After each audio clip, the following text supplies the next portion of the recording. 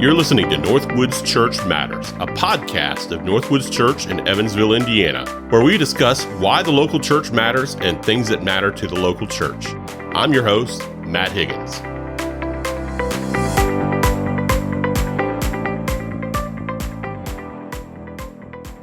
Hey listeners, this is part 2 of our worship roundtable discussion. If you haven't listened to part 1, we'd encourage you to go back and to listen to that and then come back and join us for this podcast.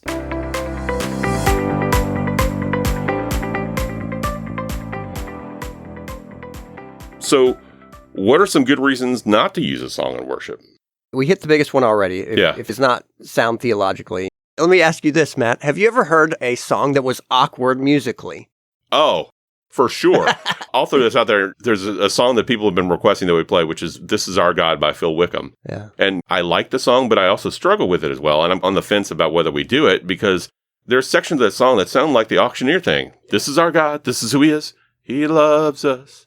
This is our God. This is what he does. He saves us. Right. It's like a mouthful of words. It's really hard to get out and really hard to sing. It's not an easy melody to sing. Yeah, and it makes you want to sit down and be like, now, I know you've written songs for the church. Did you think about you this? were wanting this to be sung by a whole bunch of different people all at once? Does that work? You appreciate these guys very much, but sometimes you go, I'm not quite sure what I'm supposed to do with this. Yeah, exactly.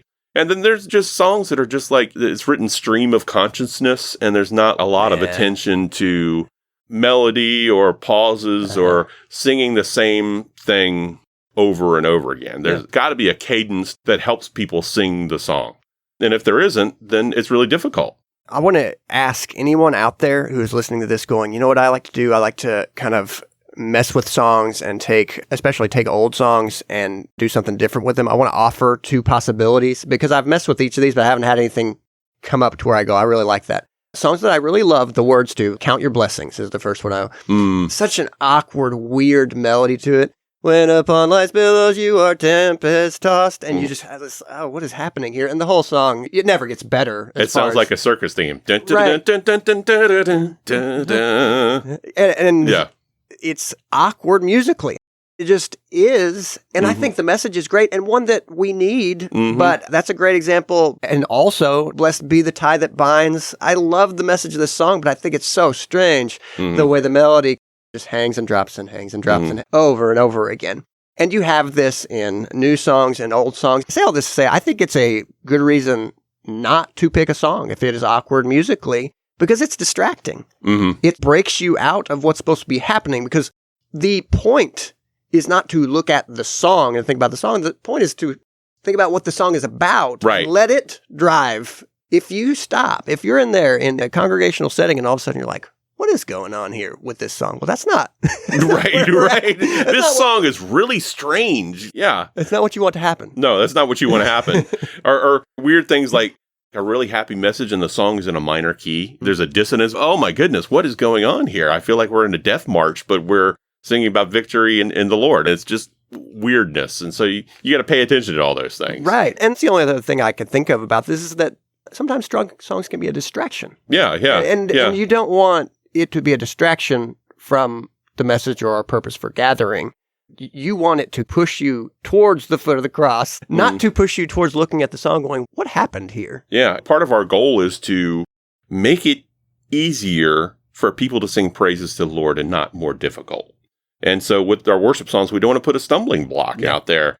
I feel like there's a lot of churches out there that have gone to a system where it feels a little too much like a concert.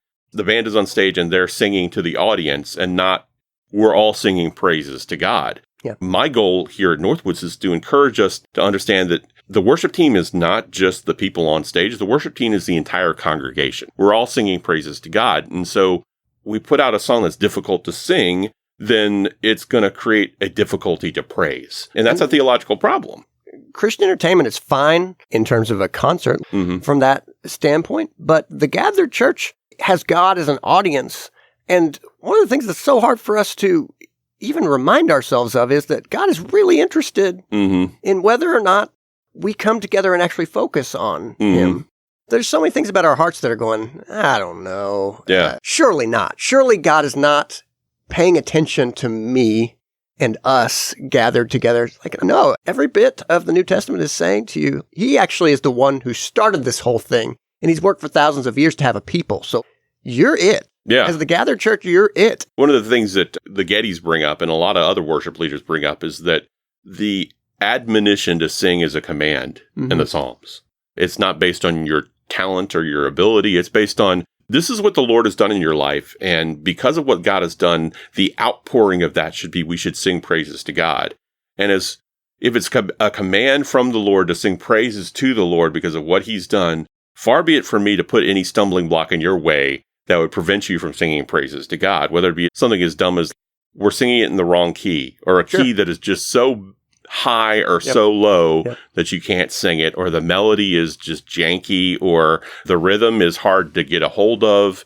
People gravitate towards and worship things that they know how to sing and can sing well. And that's the challenge. Sharpest way I ever heard this put is in Let the Nations Be Glad by John Piper. He says, missions exists because worship doesn't. Yeah. So that the world is out there worshiping any number of things that have no life in them. And then you have all these confused people who give their lives to things that betray them or leave them lonely and destroyed. And God has given a message and a people to the world to say, there is life. Let me point you to him.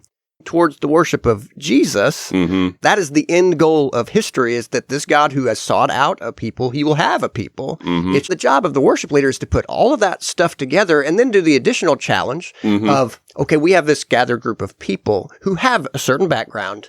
How do you unify all of these people with their different backgrounds towards God in a way that doesn't encumber anybody, encumbers as few people as possible, and in fact enables and says, God has done this work for you, this specific work, and this part of your dead heart can come to life today.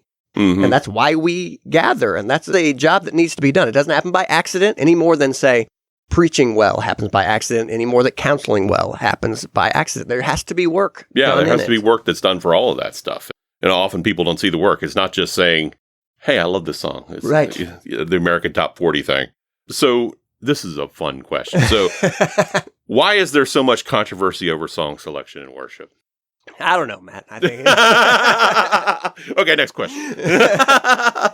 No one is without tastes in this regard. Music is a very peculiar thing. You can meet people who go, I'm not that into music, but they have preferences. Everybody has preferences. And we are not objective about our preferences at all. I mean, it seems like music is in our heart. So that a song hits you, your heart is already telling you something before you begin to think.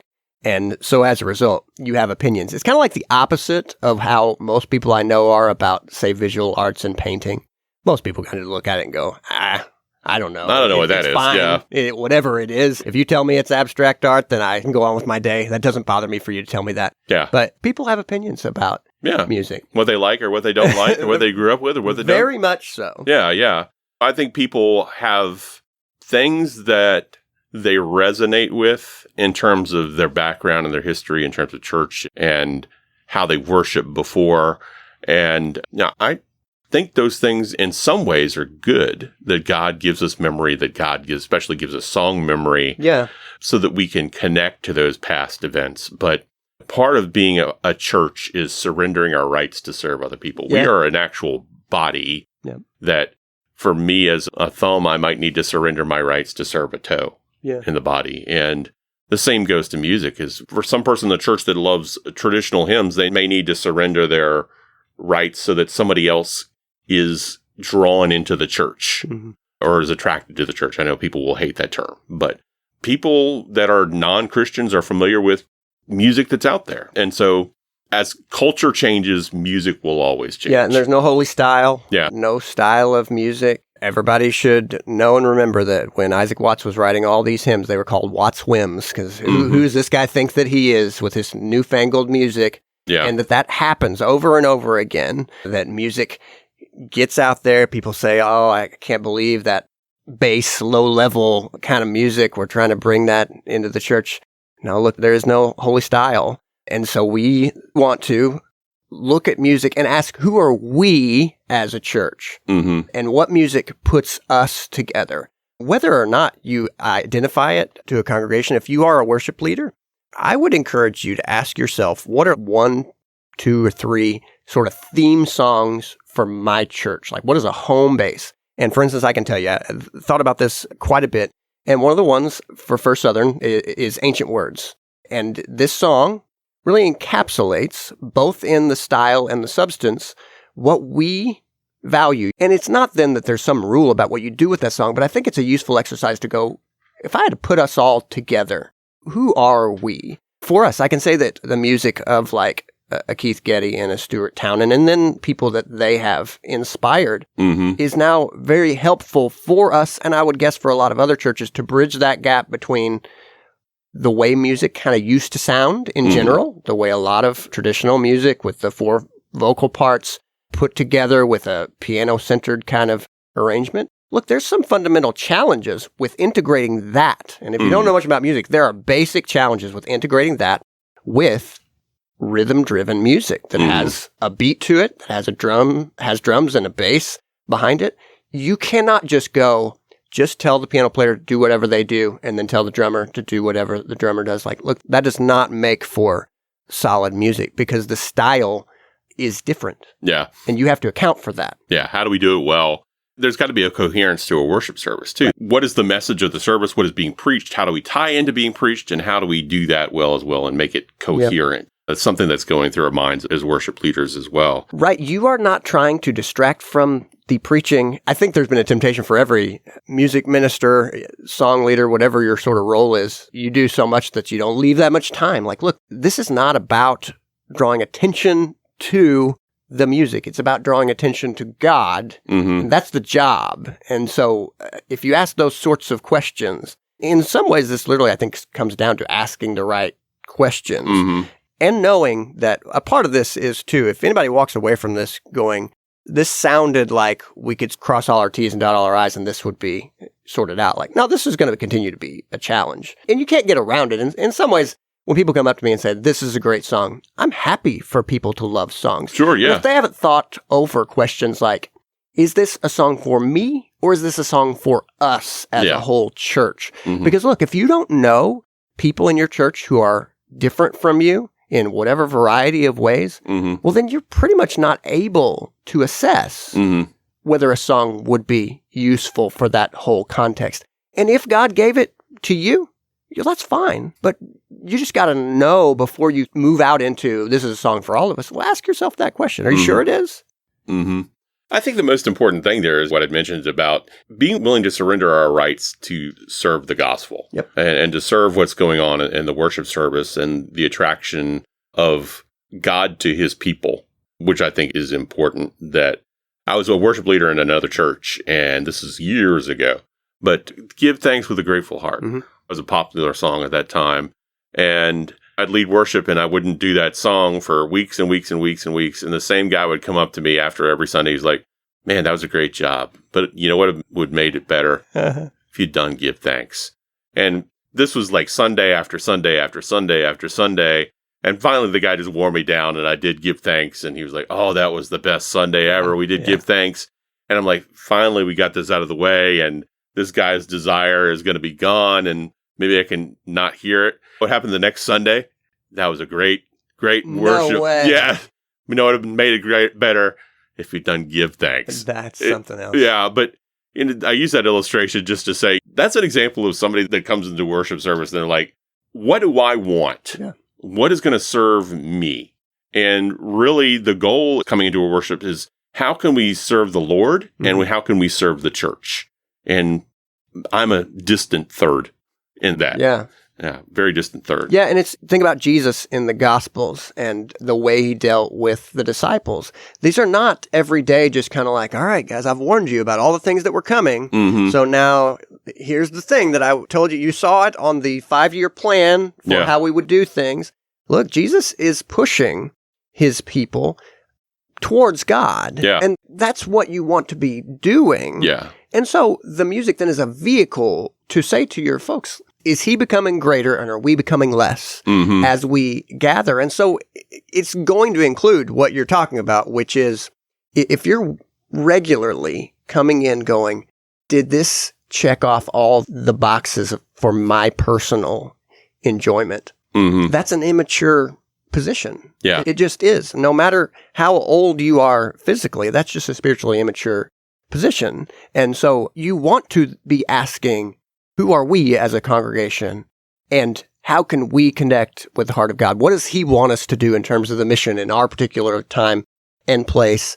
And how can I get a little less attached to me and a little more attached to Him in this worship service, which is what it's about. Yeah. And that's what the music is supposed to be a part of, as enjoyable as it can be. And it can be enjoyable still, but it's not a simple sort of A to B, one-to-one enjoyment. You have seen this 100 times and I've seen it 100 times. The test is not, I'm in my car driving to work and I hear a song and it's awesome, so therefore got to take it straight to my church. It's not as simple as that. Yeah. So how do we as worship people find songs that have good sound doctrine? I mean, where do you go and where do you find stuff for your church? Thankfully, this is a situation where people that you see God bringing up, the first thing you can do is keep tabs on them. I got a great example of a guy that in the 90s, late 90s, started making music, Andrew Peterson. Yeah. He came through my hometown, Harrisburg, Illinois, a little coffee shop. I remember right before his first album was released. And some friends of mine watched his kids while he and his wife, Jamie, did their show. Yeah. And he has written great music year after year. And in the past few years has written a very, very popular song, which probably to some people is the song, Is He Worthy? You will see, even thankfully now, that there are groups that are developing. I mean, it's no accident that a lot of these groups we're talking about are in big cities where there's a lot of people. And so you're going to see talent come out of that area. Yeah. And there's no substitute for keeping up with what is out there and being aware and knowledgeable of it. And what have you found? We got to ask this question on Facebook when we originally talked about that article, coming around full circle to that. And I don't think that there's a great simple answer. Yeah. And you just have to listen to a lot of things and get suggestions, ask other people what they're doing, and ask other worship leaders, okay, what are you doing? And tune in. I actually find songs by tuning into other churches. But sometimes I'll go listen to their live stream and say, okay, so what is this church doing in terms of worship, and trying to figure that out. Honestly, I found some stuff by, weirdly enough, like Spotify. Like you'll play a song and then it gives other song suggestions, and it just keeps on throwing out other songs. There's some songs that I really love that I've just randomly discovered that way. Yeah. But I think the hard thing in this environment as a worship leader is, it's not that there's too little worship music that's being written right now. It's just there's a lot. Yes. It's hard to wade through because, again, the money is in worship music. And I hate that. But if you're going to make money in Christian music nowadays, it's in writing songs for the church. Right. And as a result, there's just a lot of it that's out there. Right. And some of it is garbage and some of it is great. And you just have to listen and be discerning and make a decision about, is this good for my church or not? Right. Knowing folks from your church and from other churches nearby is wonderful, because you can see then how God is working in the hearts of people. I think every church has its own tradition. And so there are songs that live with us, and I hope that they should keep living with us. Mm-hmm. And over the years then, it's like other songs will rise and they'll go from a person or a group up through and connect with more people. And then you can begin to ask, okay, is this something that's going to be with us for a while? Is this true? Is this good? Is this beautiful? Is this something that God is going to keep working in all of us? Yeah. I actually do love it when people bring me suggestions, because as long as they're not offended if we don't do it. But we have done a lot of songs that people have suggested because they're great songs. And so if there's a song that touches somebody's heart in their life and it's a good, solid theological song, we'll probably do it. I mean, there's a lot of worship music out there, and sometimes I miss things. Yeah. Yeah. We did 2 years ago, Thank You, Jesus, for the Blood Applied. And what a great song. And somebody brought that song to me and it's like, we should do this song. And we did it for Easter, and it was great. Yeah. I love that song. So yeah, keep giving us song ideas, because there's a lot to wade through out there, and we haven't listened to everything under the sun. Right. So I love it. And praise God for songwriters. Pray for songwriters. The songwriting job can be thankless, because you write a song and it's like, I don't know, does it go anywhere? And invariably, artists are regularly discouraged that the stuff they're producing is not of very much value. Yeah. Meanwhile, it is of immense value. The best songs, I think, are poetry put to music, and it's worth doing. So to anybody out there, if it's in your heart at all, write use your gifts, develop your gifts. We are in a drought in a lot of ways as a culture, as far as arts and specifically in music. I've heard this expressed in so many various ways. Where is the Bob Dylan of our times? And I, for one, I hope that in the future, you and I don't have to look back at the 90s for more songs that are just about every element of the Christian life. There are unique challenges that we are facing as a church, and we need songs that come alongside us in those times and push us on forward. Yeah, we started with Hillsong. I'll close with Hillsong. I think this is a rabbit, but I think it's an interesting one that I'm keeping my eye on, that if Hillsong survives at this point in time, because it's definitely going through a long moment of crisis, years of crisis, but if it survives, it won't be the same animal as before. And so what I'm interested to see is, so what happens when one of these worship groups or these worship chorales that's a part of a church, when the church falls apart, what happens to all these people? Yeah. And I think what you're starting to see is that a lot of these people are spinning off and rebranding and trying to do their own thing because they realize the main thing that we've been a part of is decaying. Yeah. You see the Touch the Sky and Oceans girl, Taya, she's spun off on her own, and Brooke Ligertwood, if I'm pronouncing that right, because she's awfully Australian. Yes. She spun off as well. The guy that wrote 1,000 Times Than 1,000 or whatever for Hillsong, he's spun off as well. And so it's interesting to see what's going to happen to these churches. If you have a mega church that dies, what happens to its worship and what happens to its people? Yeah. I think it's interesting. All right, Jackson, thanks for joining today. We had a good discussion, as we always do, and thanks for being here. All right. Thanks for having me. No problem, man. Thanks for tuning in to the NorthWoods Church Matters podcast. If you'd like to find out more about NorthWoods Church, you can visit us at our website, www.northwoodschurch.org. Again, that's www.northwoodschurch.org.